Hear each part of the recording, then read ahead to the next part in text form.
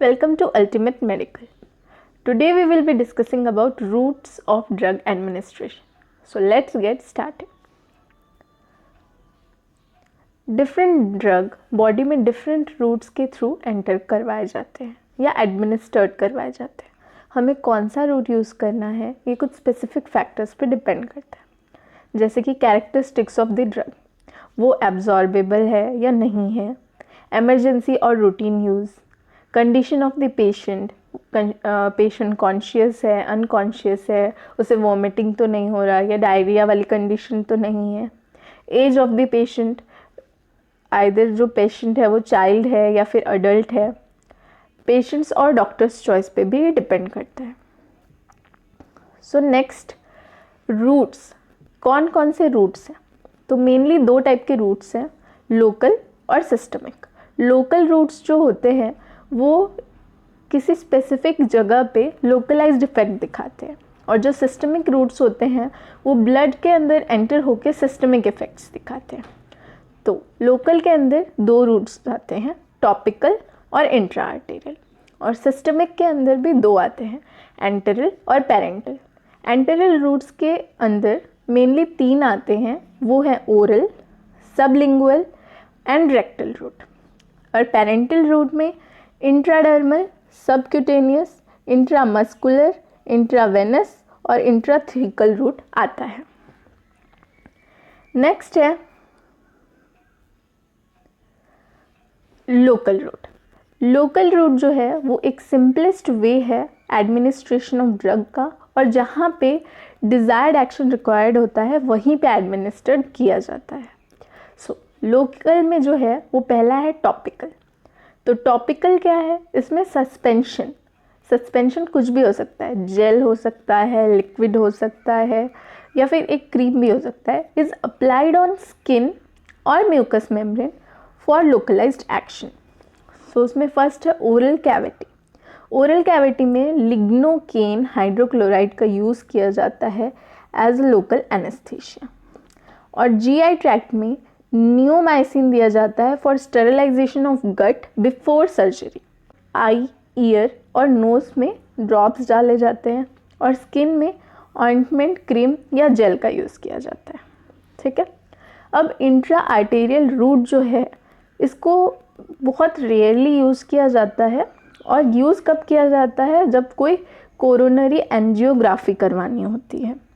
ठीक है, तब इसका यूज़ किया जाता है चेक करने के लिए कि जो कोरोनरी आर्टरीज है उसमें कहीं ब्लॉकेज वगैरह तो नहीं है. ठीक है. नेक्स्ट है सिस्टमिक रूट. सिस्टमिक रूट के अंदर सबसे पहला हमने देखा था एंटेरल रूट. एंटेरल रूट के अंदर आते हैं सबलिंगुअल रूट, ओरल रूट और रेक्टल रूट. तो सबलिंगुअल रूट में क्या करते हैं कि ड्रग को टंग के नीचे रखते हैं, जैसे कि नाइट्रोग्लाइसरीन जब एक्यूट अटैक ऑफ एंजाइना आता है उस टाइम पे. अब सेकंड है ओरल रूट. ओरल रूट कब यूज़, ओरल रूट में क्या करते हैं? पैरासीटामॉल या ओमेप्राजोल, ये सब क्या है? मेडिसिन है जिनको हम ओरली लेते हैं. पैरासीटामॉल फीवर के लिए, ओमेप्राजोल पेप्टिक अल्सर के लिए. अब थर्ड है रेक्टल रूट. तो रेक्टल रूट में जो भी ड्रग्स दिए जाते हैं या तो वो सॉलिड होते हैं या तो वो लिक्विड फॉर्म में होते हैं. इसका एग्जांपल है एंडोमेथैसिन, जो कि एक रूमेटाइड अर्थराइटिस के केस में दिया जाता है. ठीक है. अब एंटेरियल रूट्स के एडवांटेजेस क्या हैं और डिसएडवांटेजेस क्या हैं? तो सबसे पहला, ये सेफ़र है, चीपर है, पेनलेस है, सेल्फ एडमिनिस्ट्रेबल है. इसके वजह से ये सब इसके क्या हो जाते हैं? एडवांटेजेस. लेकिन डिसएडवांटेजेस क्या हैं? क्योंकि ये नॉट सूटेबल फॉर अनअब्जॉर्बेबल ड्रग्स. ऐसे ड्रग्स जो कि अब्जॉर्ब नहीं हो पाते उनके लिए ये सूटेबल नहीं है, क्योंकि हम ओरली देंगे या रेक्टल रूट के थ्रू देंगे तो वो अगर एब्जॉर्बेबल नहीं हुए तो ये सूटेबल नहीं हो पाएंगे. और ये अनकॉन्शियस पेशेंट्स को भी देना पॉसिबल नहीं हो पाता. ऐसे पेशेंट्स जिनको वोमिटिंग, डायरिया की कंडीशंस उनको भी देना पॉसिबल नहीं हो पाता. और ऐसे ड्रग्स जो डाइजेस्टिव जूसेस के थ्रू डिस्ट्रॉयड हो जाते हैं उनको भी देना ये पॉसिबल. अब सिस्टमिक रूट के अंदर दूसरा आता है, वो है पेरेंटल रूट. उसमें सबसे पहला है इंट्राडर्मल रूट।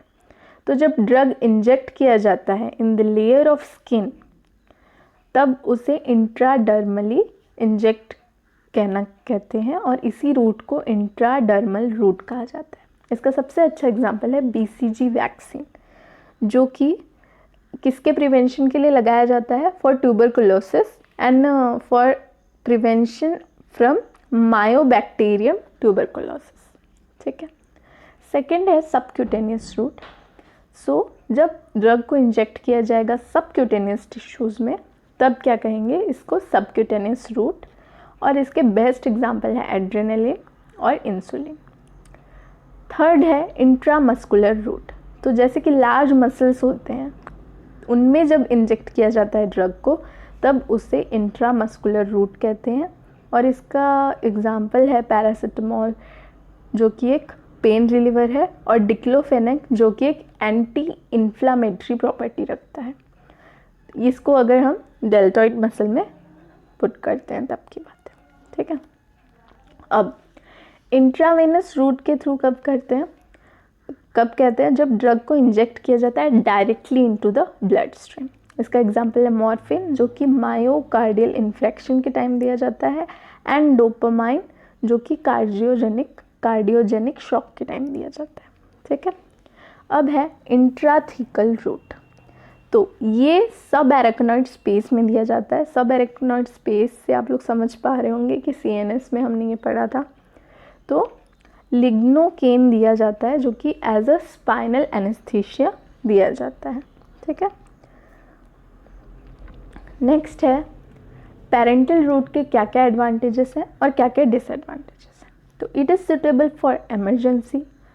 ये अनकॉन्शियस पेशेंट्स के लिए है, उनको दे सकते हैं। फिर ऐसे पेशेंट जो कि वोमिटिंग और डायरिया की कंडीशन में, उनको भी हम ये दे सकते हैं।